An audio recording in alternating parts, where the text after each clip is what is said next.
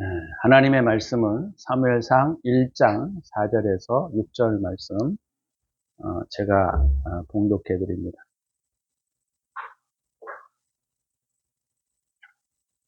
엘가나가 제사를 드리는 날에는 제물의 분깃을 그의 아내 브닌나와 그의 모든 자녀에게 주고 한나에게는 갑절을 주니 이는 그를 사랑함이라. 그러나 여호와께서 그에게 임신하지 못하게 하시니 여호와께서 그에게 임신하지 못하게 하심으로 그의 적수인 브닌나가 그를 심히 격분하여 괴롭게 하더라. 아멘. 네, 오늘 본문을 중심으로 우리가 여명이라고 하는 제목으로 말씀을 함께 나누고자 합니다. 아픔은 여명의 시작입니다.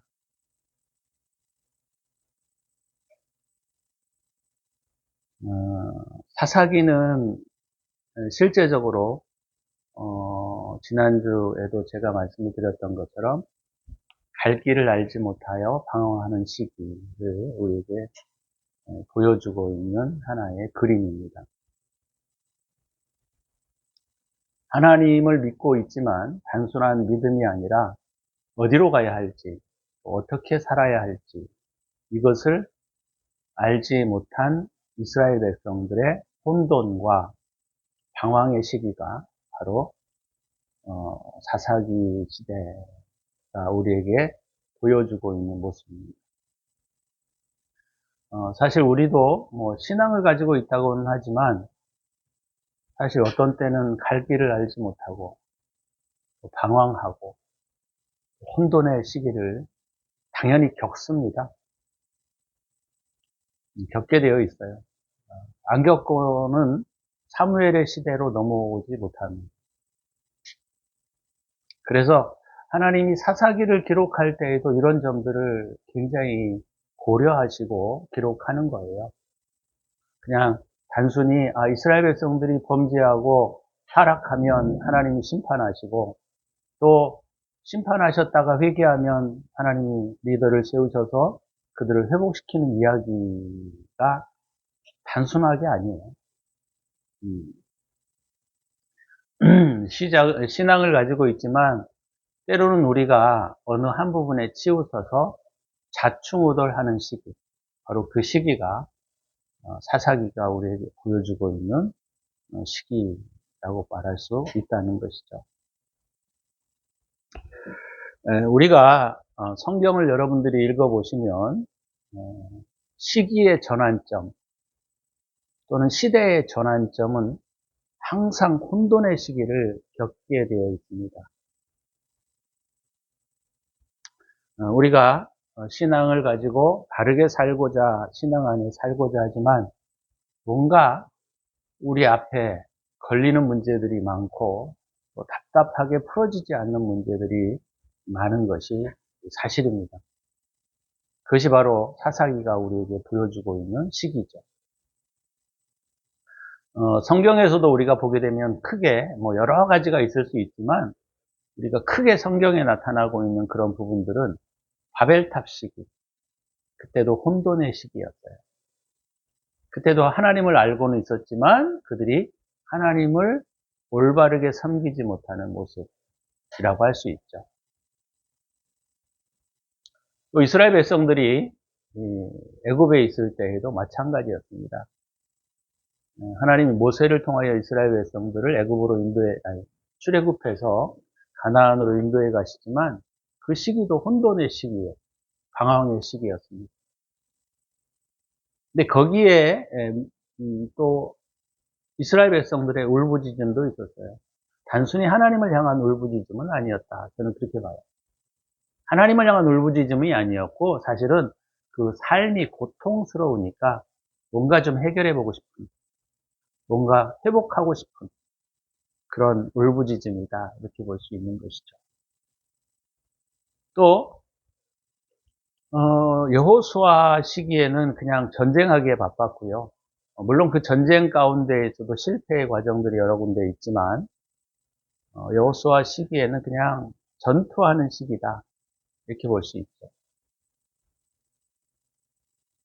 근데 그 안에도 이제 사사기 시대에 와서 혼돈의 시기와 또 이런 절망의 시기들이 또 나타나고 있다라고 하는 것을 우리가 볼 수가 있습니다. 사사기 17장에서부터 21장까지의 내용들은 정말 치욕스러운 사건이에요. 이스라엘 백성들의 치욕적인 사건. 다시 말하면 신앙을 가지고 있는 사람들의 혼돈과 치욕스러운 일들이 우리에게 있을 수 있다라는 거예요. 또 있어야만 하고요. 그런 시기는 굉장히 우리에게 중요한 교훈을 던져줍니다. 정말 중요한 교훈이에요. 근데 이 방황과 혼돈의 시기를 의미 없이 보내서는 절대로 안 된다는 거예요. 누구나 혼돈과 방황의 시기가 있지만 그 시기를 우리가 어떠한 관점에서 이해해야 하고 그래서 우리가 어떻게 풀어가야 하느냐는 정말 중요한 이야기입니다. 왜냐하면 다 혼돈과 방황의 시기를 거친다고 해서 사무엘의 시대를 다 맞이하는 건 아니기 때문입니다. 어떤 사람은 혼돈과 방황의 시기에 결국 멸망당하는 사람이 있는가 하면 어떤 사람은 또 혼돈과 방황의 시기에 갈 길을 찾지 못하고 오히려 타락의 길로 접어드는 사람들도 많이 있기 때문입니다. 또 예수 그리스도가 이 땅에 오시기 전에 가장 어두운 시기였어요. 예수님이 오시기 전이 인류의 역사를 통해서 볼 때 가장 어두운 시기였습니다. 여러분들이 아니 뭐 그 시대가 그렇게 어두웠나 이렇게 볼 수 있지만 그렇지 않으면 예수님이 그 시기에 오지 않아요. 왜냐하면 예수님이 오시는 것은 인간의 가장 낮은 영역, 다시 말하면 가장 깊은 암흑 속에 있는 사람들마저도 구원하셔야 하기 때문에 주님이 그 가장 어두운 시기에 말씀으로 오시지 않고 육체를 입고 이 땅에 내려오신 사건은 정말 중요한 사건입니다. 예수님은 가장 이런 암흑과 같은 시기에 이 땅에 오셔야만 했고 또 당연히 그때 오셔야만 합니다. 그래서 성탄은 실상 예수님이 육신을 입고 이 땅에 내려오신 또 주님이 이 땅에 내려오신 가장 중요한 사건이기도 하지만 그때가 가장 어두웠던 시기였다 이렇게 볼 수 있다는 것이죠. 이와 같이 우리의 시대의 전환점에는 항상 이런 혼돈과 방황의 시기가 항상 있어 왔습니다. 이 역사가 우리에게 가르쳐주고 있는 중요한 부분들이에요. 그런데 이 혼돈의 시기 가운데 있는 사람들의 모습들은 다 신앙인의 모습이다라는 거죠. 그들이 신앙을 가지고 있지 않은 것도 아니었고 또 예수 그리스도의 하나님에 대한 신뢰가 없어서의 문제가 아닙니다. 단지 하나님에 대한 지식적인 부분들이 있는데 그것들이 어떻게 꿰어져야 할지 그것들을 몰랐기 때문에 방황과 혼돈의 시기였다 이렇게 말할 수 있다는 거예요. 우리가 신앙 가운데 살지만 우리도 그렇지 않습니까? 여러분 어떻게 해야 될지 어디로 가야 할지 이런 방향성이나 이런 부분들이 잡히지 않을 때가 많이 있어요. 이것이 시기가 우리에게 주고 있는 혼돈의 과정입니다. 좌충우돌하고 어디로 가야 할지 몰라서 이쪽으로 쏠리기도 하고 저쪽으로 쏠리기도 하고 그런 과정들이 우리에게 있는 것이죠. 이 혼돈과 방황의 시기는 필수 불가결한 요소입니다. 우리의 삶에 있어서. 그래서 혼돈 속에서 때로 실패도 하고 또 방황 속에서 우리가 좌절하기도 합니다. 그러나 이 시기는 너무너무 우리에게 중요한 시기예요. 주님께서는 이 역사를 진행해 오시면서 이런 시기들을 우리에게 허락하시는 거예요. 허용하시는 겁니다. 이것이 우리에게 불필요한 시간들이라고 한다면 이것들이 없어져야 좋겠죠. 우리에게 항상 승리만이 있고 항상 우리에게 전진만이 있는 것이 아니라 우리의 삶에는 이와 같은 좌절과 혼돈과 방황의 시기가 우리에게 반드시 필요하다라고 하는 것입니다. 이런 과정을 우리들이 겪으면서 우리가 세상적으로 배웠던 지식들이 얼마나 무용한지, 얼마나 의미 없는지를 깊이 이해하셔야 합니다. 우리가 이런 혼돈의 시기를 겪으면서 우리가 가지고 있는 지성과 합리성이 얼마나 우리의 인생 가운데 무의미하다라고 하는 것을 우리가 잘 배우지 않으면 이 혼돈의 시기는 끝나지 않아요. 사사기의 고통은 처음에 시작해서 마지막까지 혼돈과 방황의 시기였습니다. 한 번에 이 시기가 끝나지 않아요. 그러나 이런 과정들을 하나님이 우리에게 허락하여 주시는 것은 굉장히 중요한 의미를 가지고 있기 때문이에요. 우리로 하여금 진리적인 추론, 합리적인 이해, 경험적인 삶, 이것이 우리의 삶에 얼마나 무용하고 얼마나 인간이 어리석은 것인가를 우리로 하여금 깊이 배우게 하는 시기입니다. 그래서 어렵지만 우리가 이런 시기를 겪으면서 우리가 가지고 있는 합리성, 우리가 가지고 있는 지성, 우리가 가지고 있는 분석, 이런 부분들을 이게 필요 없다는 얘기가 아니라 이것들을 우리의 삶의 우선순위로 두고 있는 것들을 밀어내셔야 합니다.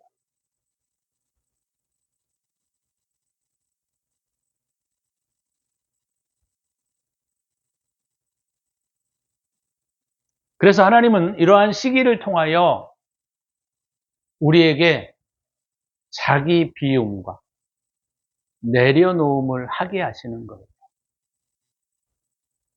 자기 비움과 내려놓음을 하게 하시기 위하여 이 혼돈과 방황 속에 우리를 허용하신다는 거예요. 그런 것들을 보면 너무 감사하죠. 이 혼돈의 시기가 우리의 삶의 끝이 아니라 하나의 과정이라는 것이에요.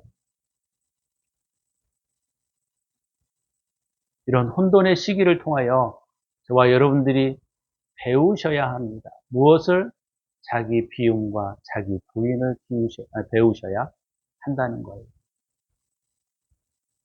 비우자 해서 금방 되는 문제가 아니고 배우자 해서 배워지는 게 아니고요. 우리의 실생활에서 이것들을 철저하게 내려놓지 않으면 우리의 인생은 사사기 끝나지 않습니다.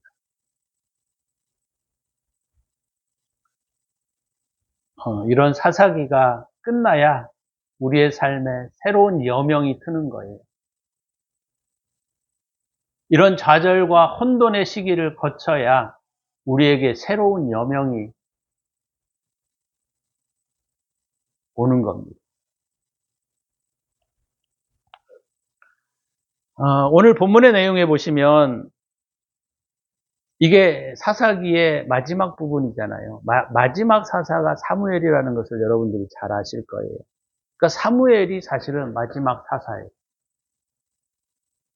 그런 측면에서 볼 때, 그 시대의 마지막 어두운 부분에 하나님이 누구를 통하여 일하시느냐, 어떤 사람을 통하여 일하시느냐, 이건 정말 중요한 거예요.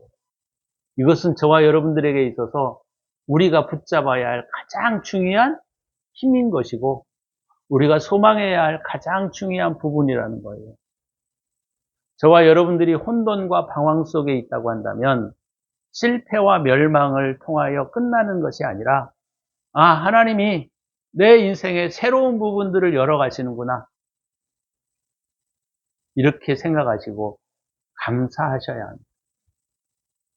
우리가 2025년 12월 마지막 주일에 이 말씀을 함께 나누고 싶은 것은 바로 그런 의미 때문에 제가 이 말씀을 함께 나누고 싶은 거예요.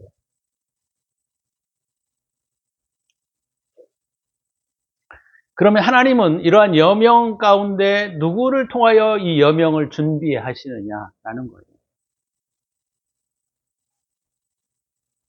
그죠? 이런 여명을 통하여 준비하시는 사람들이, 아니, 여명을 열려고 준비하는 사람들이 있다는 겁니다. 그것이 오늘 유튜브를 듣고 있는 분들뿐만 아니라 우리 모두에게 이루어지기를 소망합니다. 성경은 우리에게 다른 사람의 이야기를 쓰고 있는 게 아니에요. 저와 여러분들의 삶을 쓰고 있는 이야기이기 때문에 우리가 이 말씀을 깊이 묵상하고 깊이 들으셔야 합니다. 그럼에도 불구하고 오늘 본문의 내용에 보면 사사기에는 제가 지난번에 한번 말씀을 드린 것 같은데 성소의 개념이 한 번도 나오지 않아요. 근데 사무엘의 시기에 들어오면서 어디에서 시작하고 있느냐? 성소에서 시작하고 있다는 거예요. 성소. 실로의 모든 사람으로부터 잊혀졌던 하나님의 법궤, 다시 말하면 하나님의 말씀과 중심이라고 할 수 있겠죠. 본심. 근데 그런 어두운 가운데에서 어떤 사람이 새로운 시대를 열어가느냐? 공부를 많이 하고요. 지혜가 있고요. 지식이 있는 사람이 아니에요, 여러분. 이게 우리 그리스도인들이 가져야 할 가장 위대함입니다. 그 사람들이 시대를 열어가는 게 아니에요. 왜요? 하나님이 죽어 계시고 살아계시지 않는다면 그 사람들이 주도해서 이 인류의 역사를 끌고 가겠죠. 그러나 인류의 역사는 하나님의 손 안에 있습니다. 그렇기 때문에 이것을 끌고 가는 것은 주님을 잘 모르는 사람들이 끌고 가는 게 아니에요. 그런 측면에서 저와 여러분들은 굉장히 중요한 사람들입니다. 그럼에도 불구하고 잊혀져 있었던 이 실로에 여전히 하나님을 중심으로 살고 싶어하는 사람들이 있는 거예요. 그 사람이 바로 엘가나와 한나입니다. 특히 엘가나는 그냥 잠깐 이렇게 비추고 많은 사람이겠지만 물론 중심이기도 하지만 가장 중심에 서 있는 인물은 한나예요. 한나. 어둠과 방황의 시기와 새로운 여명의 시대를 열어가는 가운데 한나가 있는 거예요. 근데 오늘 본문의 6절에 보시면 이렇게 5절에도 한나에게는 갑절을 주니 이는 그를 사랑하니라. 그러나 여호와께서 그에게 임신하지 못하게 하시니. 하나님을 신뢰하고 하나님을 사랑하고 있는데 그가 정말 큰 고통을 당하고 있는 거예요. 이게 뭐 그렇게 큰 고통이냐고요? 여러분들이 그렇게 이해할 수는 있을지 모르겠지만,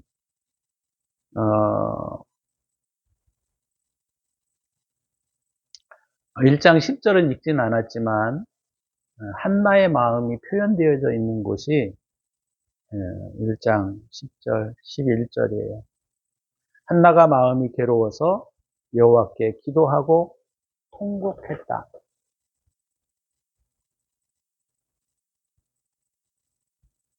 기도할 수 있죠. 통곡하지는 않습니다. 눈물로 기도할 수 있어요.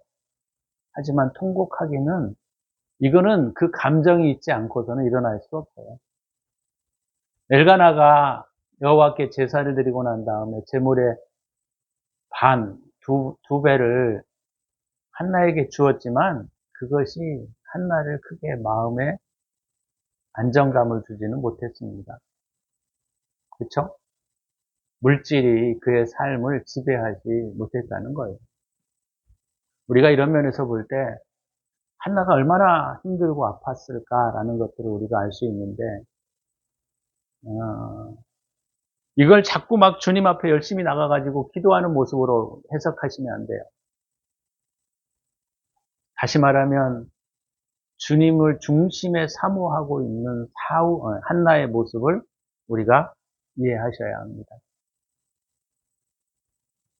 하나님 말씀대로 살고 싶고 사랑과 진리 가운데 행하고 싶고 이것이 엘가나와 한나가 그 성소를 찾는 모습에 우리에게 가르쳐주고 있는 중요한 의미인 거예요.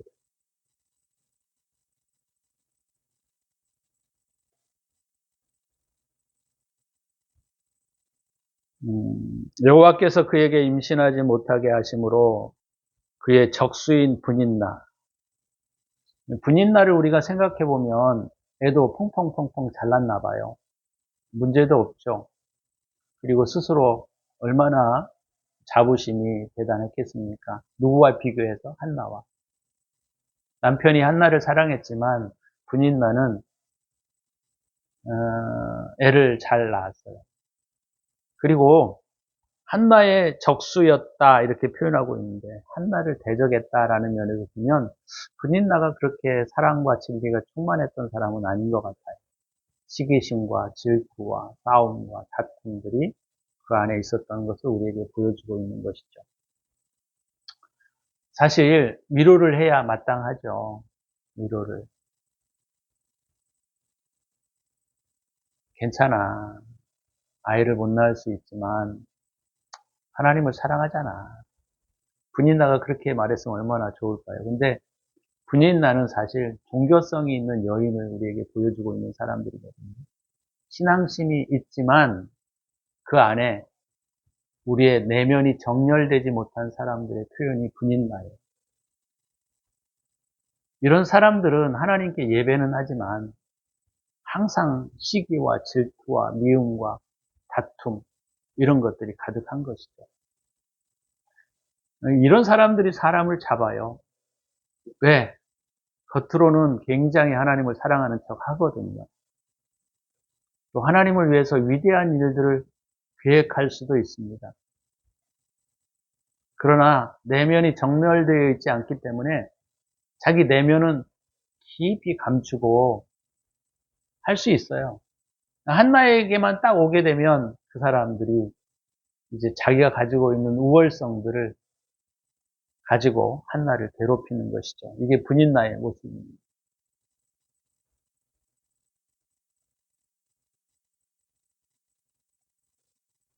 이 고통은 사실은 굉장히 우리가 이해할 수 없는 고통이에요. 다 아이를 잘 낳는 게 뭐 여인에게 되게 중요한 부분 아니겠습니까? 근데 하나님이 아이를 주시지 않아요. 아니 그렇게 하나님께 예배하고 하나님을 사랑하는데 왜 하나님께서 아이를 주시지 않을까요?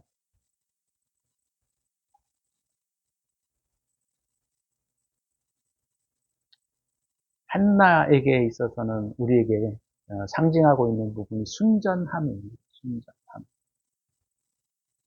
진리를 따르지만 고난이 그에게 있는 거예요. 진리를 따르지 않고 부정을 행하고 악을 행하면서 고난이 있는 건 당연한 거예요, 그건. 그렇잖아요? 인과응보의 삶을 사는 것은 당연한 것이지, 그게 무슨 큰 문제입니까? 그리스도인들이 착각하고 있는 것 중에 하나가 뭐냐면, 자기가 불법을 행하면서 자꾸 하나님께서 자기를 봐달라는 거예요. 자꾸 자기에게 어려움이 있다는 거예요.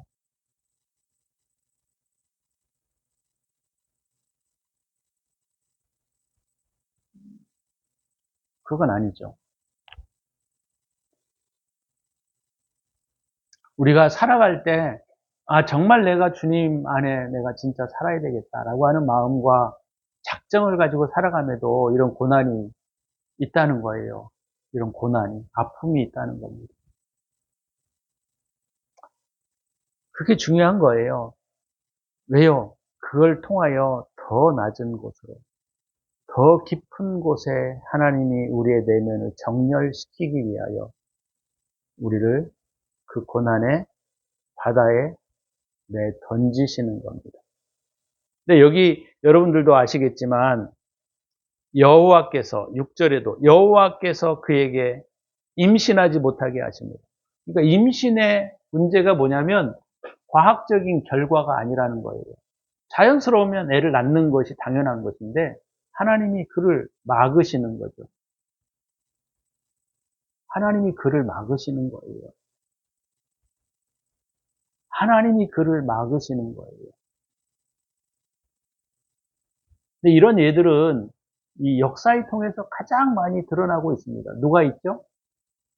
사라, 라헬, 그죠? 야곱의 아내가 라헬이죠. 리브가. 이삭의 아내가 리브가구나. 리브가도 마찬가지. 그러니까 그들이 하나님의 말씀대로 살려고 하고 진리를 따라 순종하기를 원하고 그게 살지만 고난이 있는 거예요. 근데 이들의 특징들이 다 뭡니까?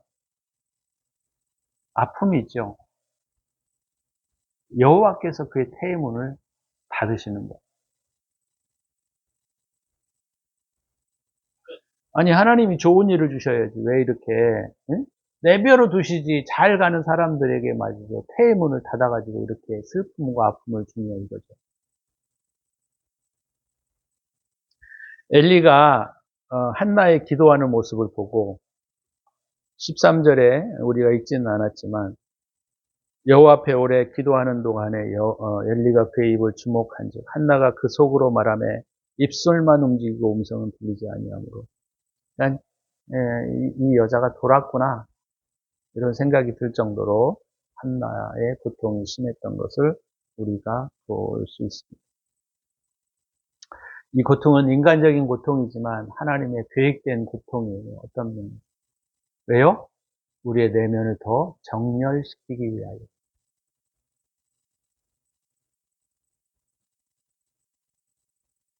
하나님은 이 어두운 한나의 기도를 통하여 새로운 시대를 준비하고 계셨던 거예요. 할렐루야, 할렐루야. 저와 여러분들에게 이런 시기가 있다면 믿으셔야 합니다. 말씀을 믿으셔야 돼요. 응? 말씀은 단순히 암기하는 게 아니고요. 다른 사람의 이야기가 아니고요. 내 이야기가 되어야 합니다. 내 이야기가 되셔야 돼요. 성경을 1000번, 10,000번 읽으면 뭐합니까? 그것이 나의 삶과 전혀 관계가 없고 과거에 있었던 한나의 이야기로만 끝난다면 우리가 뭐하러 한나의 이야기를 배워요? 배울 필요가 없죠. 이것이 주님이 말씀하시는 거예요. 바울도 이런 표현을 했어요. 죽음도 우리를 하나님의 사랑에서 끊을 수 없다. 어떠한 고난도 우리를 하나님의 사랑에서 끊을 것은 없다. 그게 바울의 고백 아닙니까?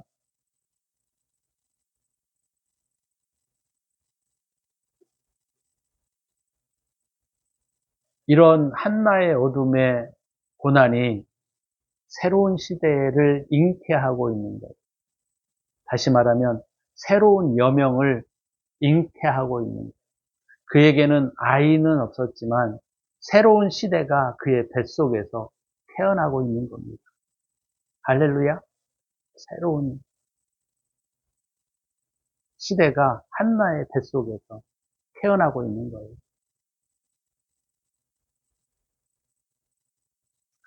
고난과 어려움이 없는 사람. 물론 세상적인 것을 추구함으로 고난을 당하고 내 탐욕과 욕심 때문에 고난을 당하는 건 당연한 거예요. 그걸 무슨 고난이라고 말합니까? 자기가 잘못해놓고. 그러나 하나님의 사랑과 진리 가운데 행하려고 할 때 우리에게 이런 고난과 어려움이 있다라고 하는 것은 우리 뱃속에 새로운 시대가 잉태되고 있다는 거예요. 그것을 우리가 감사하셔야 합니다. 그것을 우리가 기뻐해야 합니다.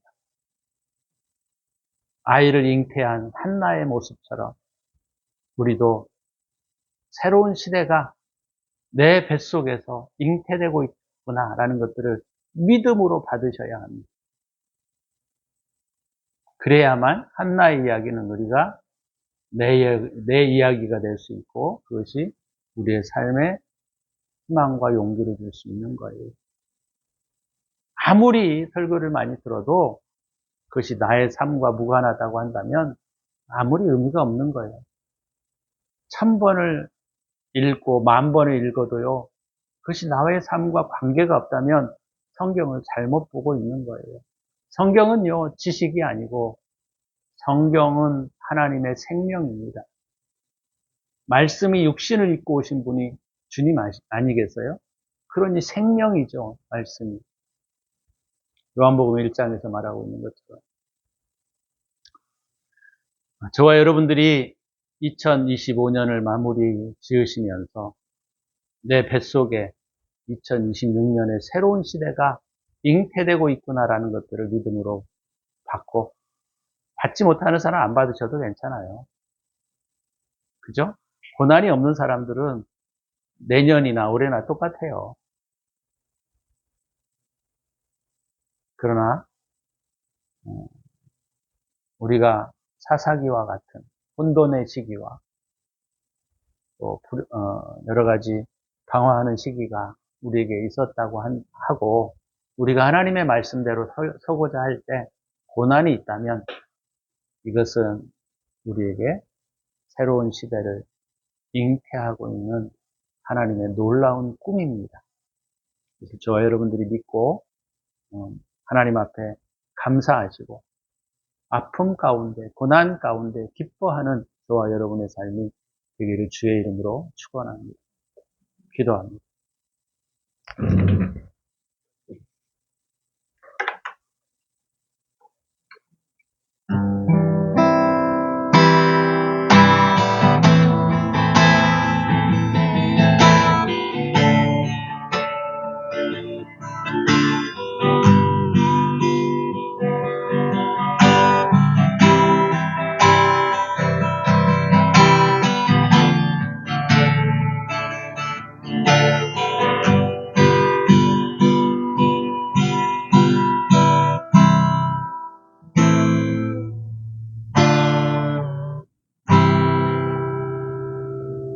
주님 은혜를 감사합니다.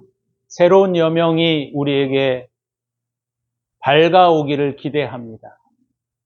2025년도를 우리가 마감하면서 주님 새로운 꿈을 향하여 믿음을 가지고 살아갈 수 있도록 은혜를 베풀어 주옵소서. 이제는 우리 구주 예수 그리스도의 은혜와 독생자를 아낌없이 우리를 위하여 내어주신 하나님의 사랑하심과 성령의 축복하심이 오늘도 여명을 꿈꾸며 살아가는 당신의 사랑하는 백성들 머리머리 위에 이제로부터 영원토록 함께 있을지어다. 아멘.